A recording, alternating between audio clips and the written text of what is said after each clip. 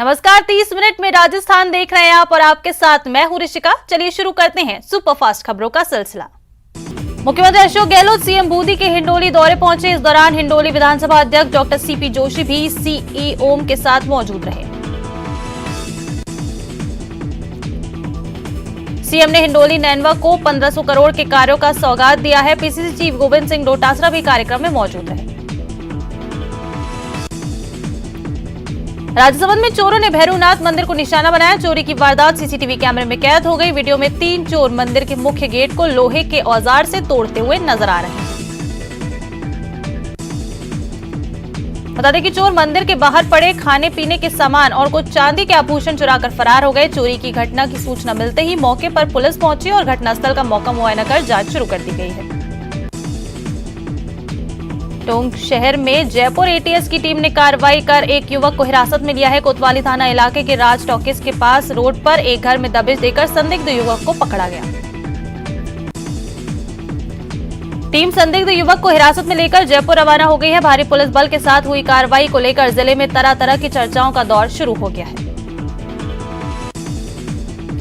कोटा में एक और कोचिंग छात्र ने हॉस्टल में फांसी लगाकर सुसाइड कर लिया। छात्र पिछले 2 महीने से कोटा में रहकर इंजीनियरिंग की तैयारी कर रहा था। मृतक के पास से एक सुसाइड नोट भी मिला है। पुलिस ने शव को उतारकर एमबीएस की मोर्चरी में शिफ्ट कराया है। सुसाइड के कारण अभी सामने नहीं आए हैं। पुलिस मामले की जांच कर रही है। चूरू के सुजानगढ़ ज्वेलर सुसाइड मामले को लेकर मृतक के परिजन बगड़िया अस्पताल के बाहर धरने पर बैठ गए हैं। धरने पर बैठे लोगों की मांग है कि उत्तम सोनी ने अपने सुसाइड लेटर में जिन 2 लोगों का जिक्र किया है उन्हें गिरफ्तार किया जाए। मृतक की पत्नी को सरकारी नौकरी और मुआवजा देने की भी मांग की जा रही है। साथ ही परिजनों ने साफ कर दिया है कि जब तक आरोपियों की गिरफ्तारी नहीं होती है तब तक ना तो शव का पोस्टमार्टम होने देंगे और न ही शव को लेके जाएंगे। दौसा के प्रभारी मंत्री और प्रदेश सरकार के पर्यटन मंत्री विश्वेंद्र सिंह दौसा कलेक्ट्रेट पहुंचे, जिसके बाद धरना दे रहे लोगों को भी कलेक्ट्रेट बुलाया गया। इस दौरान करीब 1 घंटे तक वार्ता चली। वार्ता के दौरान धरना समाप्त करने को लेकर सहमति बनी। इस दौरान मंत्री विश्वेंद्र सिंह के निर्देश पर पट्टा प्रकरण को लेकर एक जांच कमेटी बनाई गई, जिसमें अधिकारियों और जनप्रतिनिधियों को शामिल किया गया है। चूरू के सुजानगढ़ में ब्लैकमेलिंग से परेशान होकर युवक ने ट्रेन से कटकर आत्महत्या कर ली, जिससे लोगों में हड़कंप मच गया है। बता दें कि मरने से पहले मृतक ने सोशल मीडिया पर 2 पेज का सुसाइड नोट लिखा था, जिसमें उसने एक ग्रामीण महिला पर ब्लैकमेलिंग का आरोप लगाया। सीकर में चोरों के हौसले लगातार बढ़ रहे हैं। चोरों ने शहर में मंदिर में चोरी की वारदात को अंजाम दिया है। चोर यहां से करीब 30,000 की नकदी और चांदी के सिक्के सहित अन्य सामान पार करके ले गए और मौके से फरार हो गए। सुबह वारदात की जानकारी मिलने पर पुलिस मौके पर पहुंची और घटनास्थल का जायजा लिया। फिलहाल पुलिस चोरों की तलाश में जुटी है। झुंझुनू में एक बार फिर सिर काटने की धमकी देने का मामला सामने आया है। उदयपुर वाटी के सराय गांव में एक समुदाय विशेष के मोहल्ले में रह रहे परिवार पर न केवल हमला किया गया, बल्कि उन्हें घर छोड़कर जाने की धमकियां दी जा रही है। बता दें कि डर के मारे ये परिवार 2 दिन से अपने घर नहीं गया है और गांव के सरपंच के यहाँ रहने के लिए मजबूर है। पुलिस के सामने गुहार लगाई जा रही है ताकि उनकी सुरक्षा सुनिश्चित हो सके। अलवर में पहले एक व्यापारी का अपहरण किया गया, फिर गोली मारकर उसकी हत्या कर दी गई। पुलिस को तिजारा के पास औरंगाबाद के खेत में व्यवसायी का शव पड़ा मिला। श्रीगंगानगर में पुलिस के हत्थे लॉरेंस गैंग के 2 गुर्गे लगे हैं। श्रीगंगानगर पुलिस ने व्यापारी से रंगदारी मांगने के मामले में इन बदमाशों को गिरफ्तार किया है, जबकि एक गुर्गा भागने में सफल हो गया। उदयपुर के सवीना थाना पुलिस ने शुक्रवार देर रात कार्रवाई करते हुए एक पिता पुत्र को गिरफ्तार किया है, जिनके कब्जे से अवैध देशी कट्टा और अवैध शराब बरामद की गई। कोटपुतली में रेनवाल थाना क्षेत्र के बालाजी मंदिर को चोरों ने अपना निशाना बनाया। यहां रखी अष्टधातु से बनी लड्डू गोपाल की मूर्ति समेत चोरों ने दान पेटी का ताला तोड़कर नकदी और चांदी के सिक्के चुराकर फरार हो गए। सुबह पूजा अर्चना के लिए श्रद्धालु मंदिर पहुंचे तो घटना की जानकारी मिली। मंदिर में चोरों की घटना से श्रद्धालुओं में रोष व्याप्त है। सूचना पर पुलिस मौके पर पहुंची और घटनास्थल का मौका मुआयना किया। नागौर की जसवंतगढ़ थाना पुलिस ने पिता की हत्या करने वाले कलयुगी बेटे को गिरफ्तार कर लिया है। मामले में वारदात के 38 घंटे के भीतर पुलिस ने आरोपी को दबोच लिया। नागौर की थावला थाना पुलिस ने अवैध बजरी परिवहन के खिलाफ कार्रवाई करते हुए अवैध बजरी से भरे 2 ट्रैक्टर ट्रॉली जब्त किए हैं। एसपी राममूर्ति जोशी के निर्देश पर अवैध बजरी परिवहन के खिलाफ चलाए जा रहे अभियान के तहत ये कार्रवाई की गई।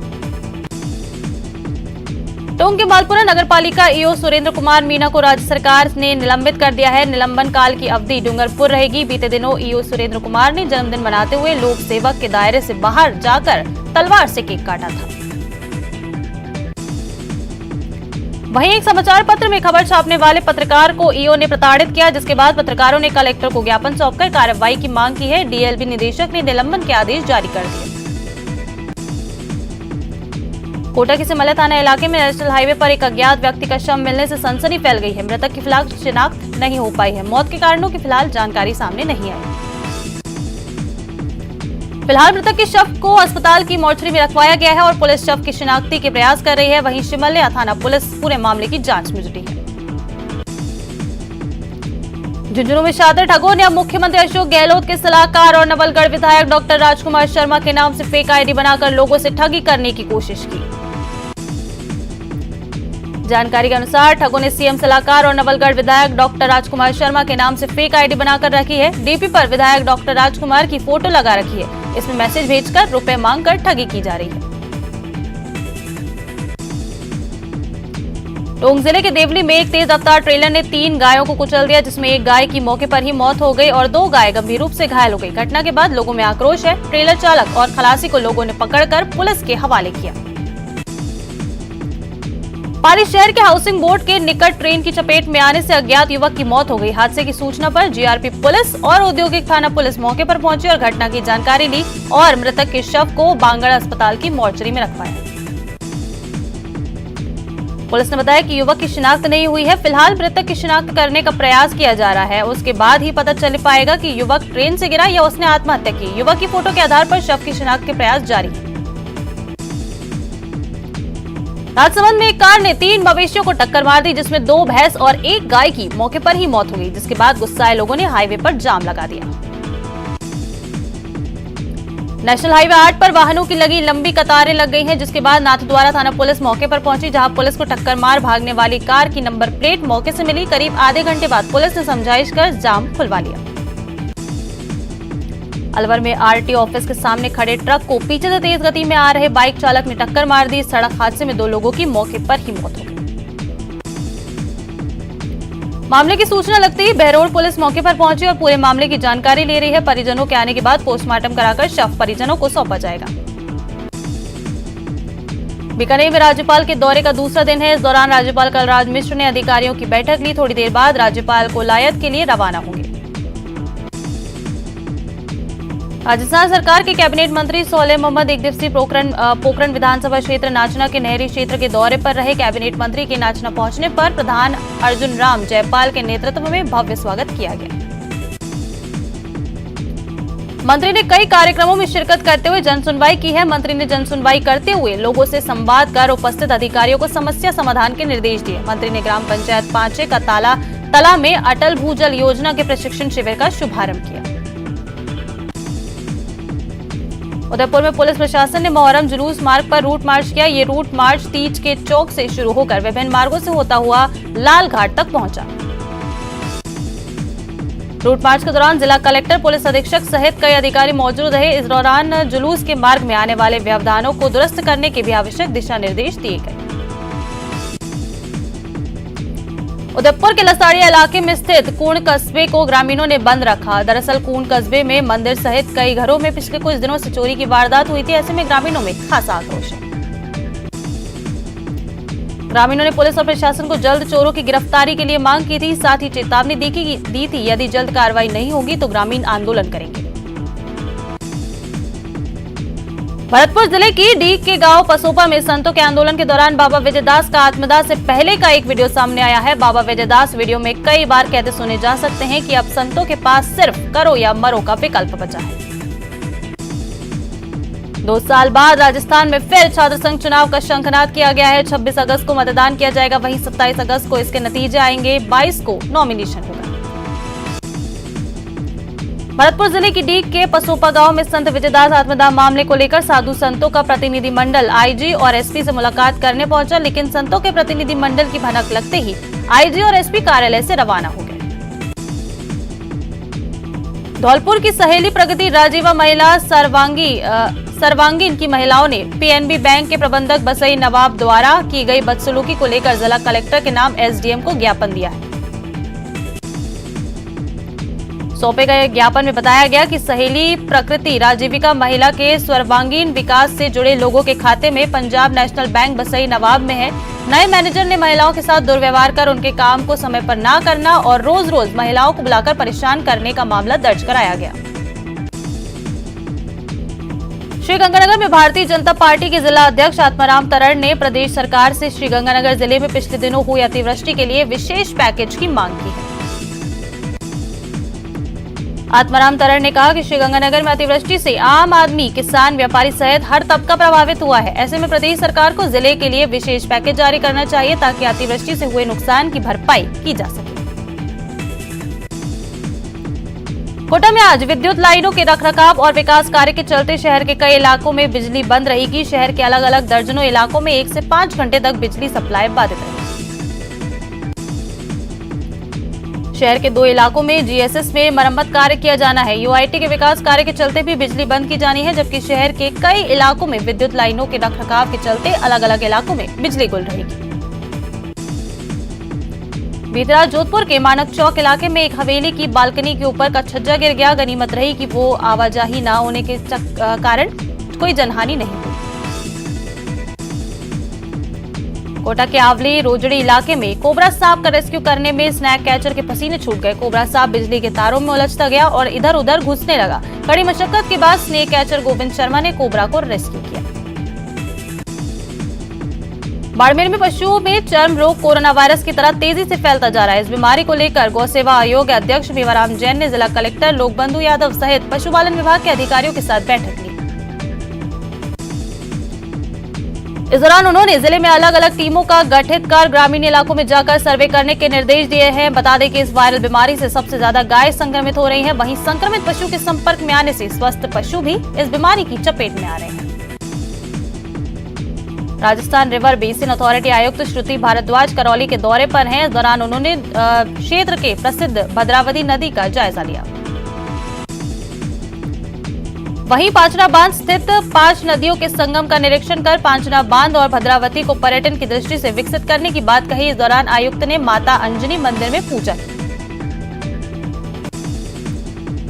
उत्तर पश्चिम रेलवे के जोधपुर मंडल के जैसलमेर रेल खंड पर रेल यातायात सुचारू हो गया है। जोधपुर रेलवे ने सर्वोच्च प्राथमिकता से मरम्मत कार्य पूरा किया है और रेल सेवा को बहाल किया। बता दें कि भारी बरसात के कारण जैसलमेर खंड के लोहावट के फलौदी के बीच 5 जगहों पर पटरी के नीचे मिट्टी बह गई है, जिससे रेल यातायात पूरी तरह से ठप रहा।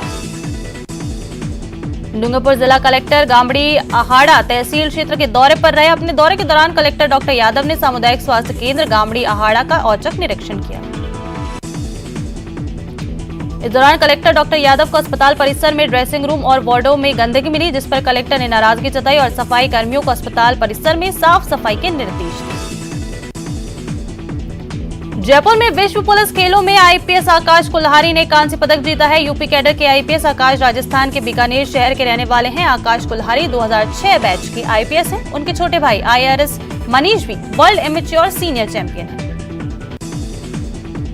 माउंट आबू में 35 साल बाद भवन निर्माण को मंजूरी मिल गई है। भवन निर्माण समिति की बैठक संपन्न हुई है। बैठक अध्यक्ष नारायण सिंह भाटी की अध्यक्षता में ये बैठक हुई, जिसमें उपमंडल अधिकारी कनिष्ठ कटारिया, आयुक्त शिवपाल सिंह सहित समिति के सदस्य उपस्थित रहे।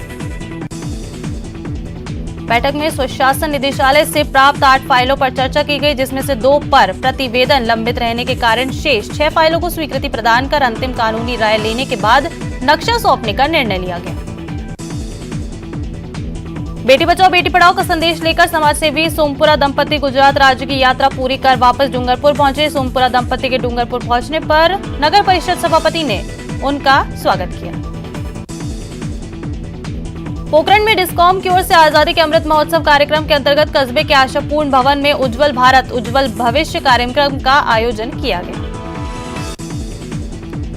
इस कार्यक्रम में मुख्य अतिथि के रूप में पोखरण कॉलेज के प्राचार्य और अध्यक्षता की। कार्यक्रम में पोखरण शहर और ग्रामीण क्षेत्रों के जागरूक लोगों और विद्यार्थियों ने भाग लिया।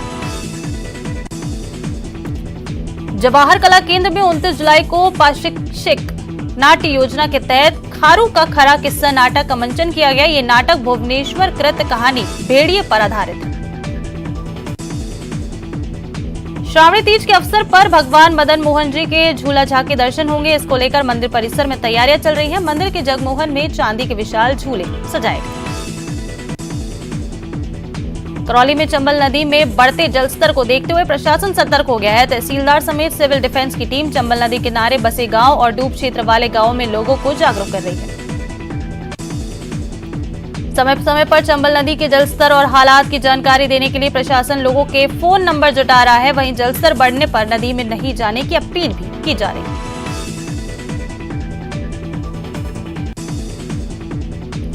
चलिए बढ़ते हैं अब आगे।